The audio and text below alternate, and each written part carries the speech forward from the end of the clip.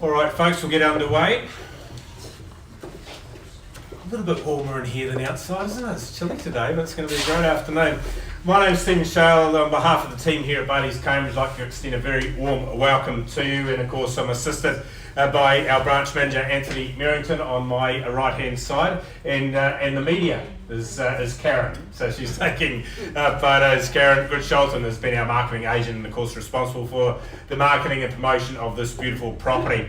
Now, of course, our auctions there governed in strict compliance with the Real Estate Institute best practice, and as buyers, you would have been given a copy of the REA buyer guides before coming here today for your consideration and some tips on what to do. But in simple terms, you're bidding on a cash unconditional basis by raising your hand. You're confirming that you've read and approved the terms and conditions as presented to you. They are available on the entranceway, and of course I'll cover off the salient points of that as we get through. But as a cash buyer, suitable due diligence programs would include LIM reports or building inspections. Your finance does need to be in order and may be legalised for the contract, just to summarise that succinctly. Of course, with buyers here today, you need to be aware of your overseas investment obligations for purchasing, which means you need to be a New Zealand resident or citizen, an Australian or a Singaporean of the same. That may change in the election, I don't know. We need a bit of capital investment, don't we, in the current environment. But I will say that the clearance rates and the popularity of real estate in New Zealand in the last 6 weeks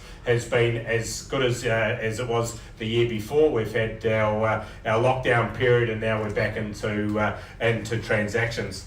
Our offer at the auction, they call for a 10% deposit as part payment of the purchase price. The settlement date for the property, if I just turn to the documentation for you, is set down as the 24th of June of this month, of course. Now, in bidding, your terms and conditions, they have the conduct of auction. I'll get you to bring that up on the screen for me, thanks, Louisa. And clauses 2.1 to 2.8 of the documentation over reserve price for the property, and subject to the reserve price being reached, the highest bidder will be declared the purchaser. If I have a dispute concerning any bid, I'll go back to the last undisputed bid. A dispute is when two parties want the same amount, and of course I'll call the first one I see.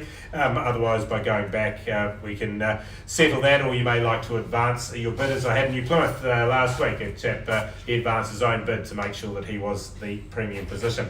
I can refuse bids, not in the habit of doing so, but I can vendor bid as well. So vendor bidding is when I place a counter offer on behalf of the seller, and that will be at any level below the reserve price. There's no limit on the number of vendor bids that you can place under New Zealand property law, but they must be declared so you're not misled. So just acknowledgement there. And then finally, successful purchases, we do need you to wait behind. We'll reconfigure the office so we can sign the documentations.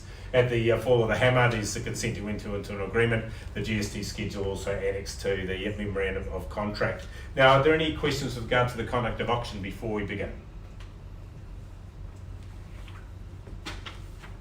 Right, very straightforward. So let's move to lot 1, which is 35 West Thompson Street in Cambridge Park, of course, just over the bridge in Leamington, about 2.5 kilometres from the main township here in Cambridge. Well, you've got a wonderful parcel of land, just a metre shy, or square metre shy, I should say, of 600 square metres, being 599. It's legally known as lot 155. Deposited plan is 472764, and your record of title identifying being 64 quadruple 5. Now, your channels list, you have the fixed floor coverings along with the curtains and the light fittings, and in your further terms you'll find the electric hob and oven. You've also got the dishwasher and the range hood in the kitchen, along with the waste disposal, 2 heated towel rails in your bathrooms, the automatic garage door opener with its remotes, and then some extra details there with the solar panels, 14, because Karen got up on the roof and counted them all. And you've got the 1,000 litre water tanks, 3 of those for your garden water supply, along with the garden shed also. Vacant possession, as I said earlier, 24th of June 2020. So it's a wonderful property. Of course, you're buying in a great neighbourhood of superior modern homes, in a property which has been built for a family in mind, your accommodation being 4 bedrooms. The living areas, of course, when you march through here, you'll see the open plan nature of the living areas and how it easily spills into those terrace areas, which we'll get to shortly. The master suite has an ensuite and walk-in wardrobe. wardrobe, and again the ranch slider doors coming from that bedroom area to those outside spaces. Extra details which are hard to see but nice to feel with the ducted heating, the solar panels for your efficiency, and as I said, those water tanks for your water for the gardens. We're going to go on to the outside, and you'll see how on the outside the living areas expand in a site that is level, but it gives you enough punch to spread out when you need to and provide you privacy as well. Short distance down to your amenities in Leamington, about 1.5 kilometres, and as I said, Cambridge 2.5 kilometres, and of course you've got a wonderful lifestyle around you too with walking tracks and cycling tracks and so on. Well, this has been an interesting property and exercise for the auction, haven't we? We've uncovered a lot of people that want to buy the property, but all on a conditional basis. Auctions, of course, are unconditional, so I'm going to ask for the cash interest to talk first. Otherwise, if you have conditional interest, I know there's the online audience watching as well, please wait behind. I'm sure we're going to end up with a number of people expressing interest for our owners. Owners are keen to see it sold today. Who's going to give me an opening bidder offer?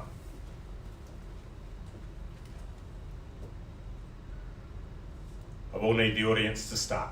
Of course, the online bidders, they can't bid through their computers, and we have no telephone bidding registered. Look for a start from the room, otherwise we will go to stage 2.